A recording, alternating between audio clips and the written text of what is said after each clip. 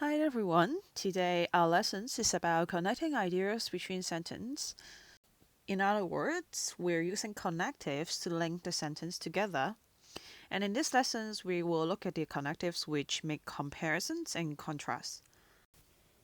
Connectives connect and relate sentences and paragraphs. They assist in the logical flow of ideas as they signal the relationship between sentence and paragraphs.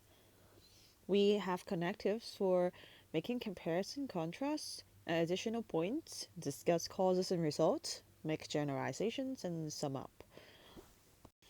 Our focus today will be on making comparison and contrasts. When we make comparisons, we have likewise and similarly. When we make contrasts, we have connectives like nonetheless, however, and on the contrary.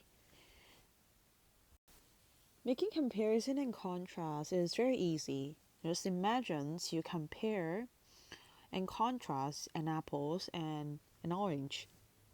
So we can see that both apples and orange have seeds and they're both healthy.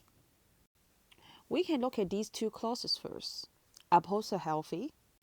Another one, orange helped us build a strong immune system.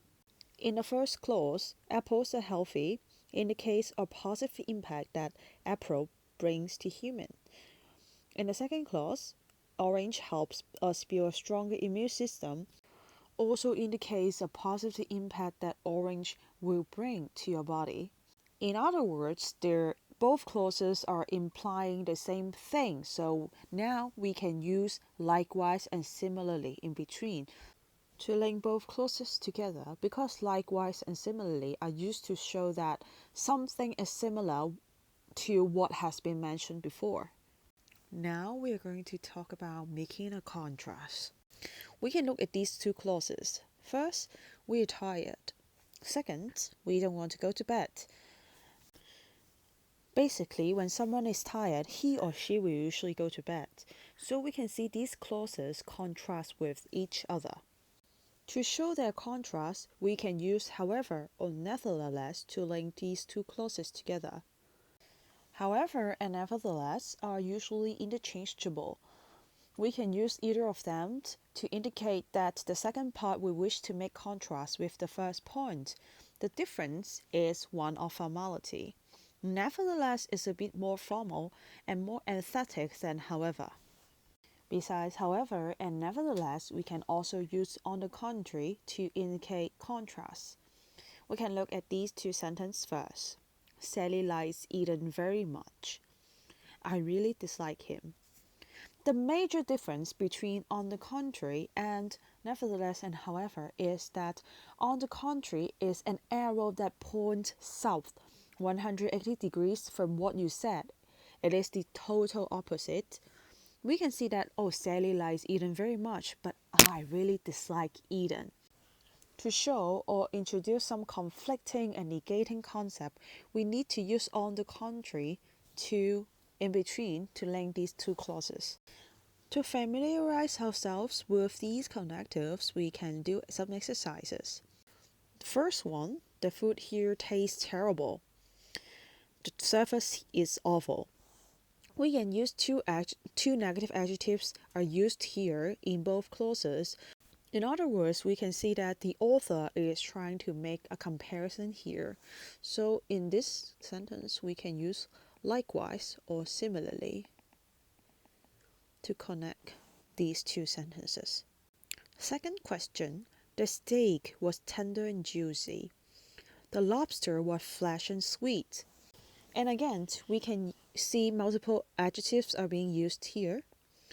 Tender, juicy, fresh, sweet.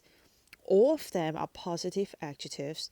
The first two adjectives are describing the steak, and the second and the third and the fourth adjectives are describing the lobster.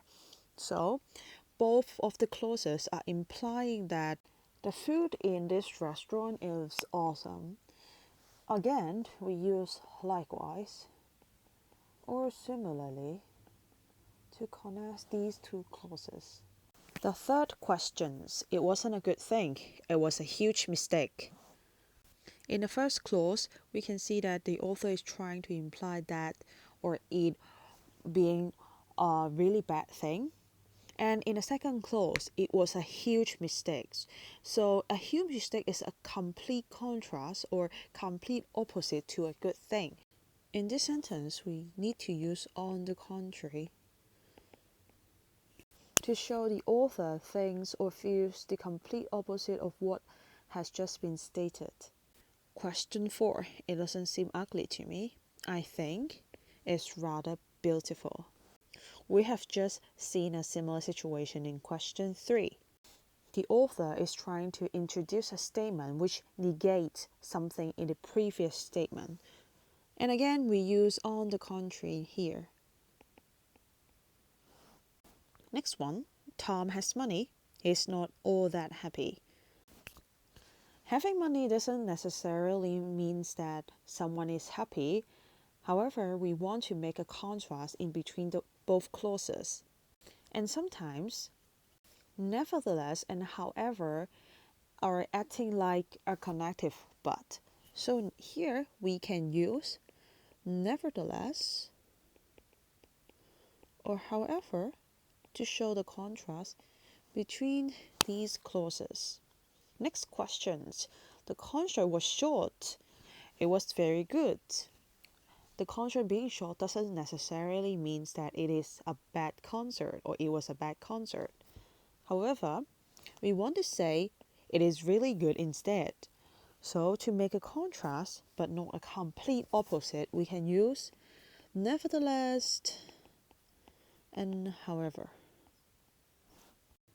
This is the end of the exercise. I hope that you can learn to use the connectives of contrast and comparison today. And remember the difference between on the contrary and nevertheless and however.